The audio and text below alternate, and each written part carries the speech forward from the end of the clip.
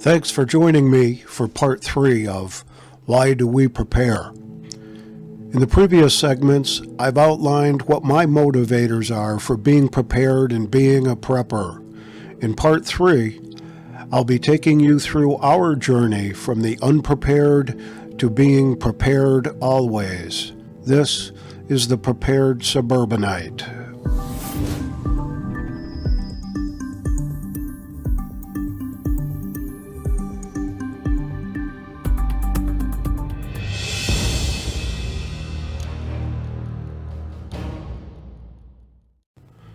Our journey started in 2005, but that was only the awakening.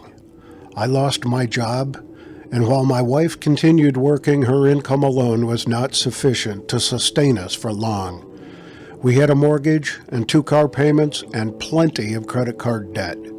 We realized that to be debt-free and begin planning for the future was the only chance we had. Luckily, I was able to find gainful full-time employment after a period of self-employment. Our funds were drawn down, and only through much sacrifice and hard work were we able to become debt-free. It took us both working full-time jobs nearly 6 years to begin to see the light. We first paid down our credit cards. Then we concentrated on our car loans and the mortgage until they were all satisfied. We then continued putting away the extra income in our personal savings and began investing in preparedness. We started stockpiling food stores. We renovated our garage so that it would house our preps. We invested in developing our preparedness and survival skills. We joined a local prepper group and began networking with a bunch of very interesting people. Then the voters in this country backed that Titanic up and rammed that iceberg a second time in 2012. We knew we had to get serious, so we started a vegetable garden, learned how to pressure and water bath can, purchased a vacuum sealer, dehydrator, and a water filtration system, and used them extensively. We built a rain catchment system and filled numerous 5- and 7-gallon water jugs, 2 55-gallon water barrels, and finally, a 275-gallon water tote. We trained with our handguns and obtained our concealed handgun permits, stockpiled ammunition, purchased a gun safe and additional defensive weapons, and continued to practice routinely. We had saved enough money, and with some good investment strategies, we were able to retire early.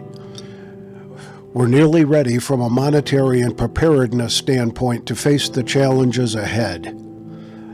I worry that we may not be ready from a mental perspective. I'm not sure, and never will be sure, if the day really does come, whether we'll survive. But what I do know is we have a much better chance now of being prepared and having worked through and practiced get-home plans, bug-out plans, built our get-home bags and our bug-out bags, our INCH bags, and secured a bug-out location of our very own so that we do not have to rely on others. Our food and water stores will keep us for a minimum of 6 months, depending on the SHTF scenario we may face. What that SHTF scenario will be is anyone's guess. Personally, I believe we will experience a cascade effect, and by that I mean the S will happen in stages, one building on the previous. The trigger could be economic or a natural event that would affect transportation and distribution systems for food, fuel, and energy, which would then lead to civil unrest, countered by federal interference and the emergence of tyranny and the loss of liberty. Once the civil infighting starts, foreign powers could seize the opportunity to invade and dismantle our homeland. We'd be thrown back into the 17th century. We'd have no electricity, no systems for trade. Food would run completely out. Disease will spread unchecked. Starvation will be common. Millions will die before the rebuild could even start if we're lucky enough to get through the first year and we still have some semblance of a country. In closing, it's necessary to say that being prepared brings a sense of hope, a sense of purpose, and a sense of confidence that only some could understand. I've met people who could not fathom that eggs actually come from chickens, and I've heard them say, "Why don't you just buy the lumber at Home Depot rather than cut down that tree?" We prepare because we want to survive. We prepare because we want to restore the vision of our founding fathers. Why do you prepare? Let me know in the comments below. Give us a thumbs up, and please subscribe if you want to see more of these videos. And remember, be prepared always. Prepared Suburbanite, out for now.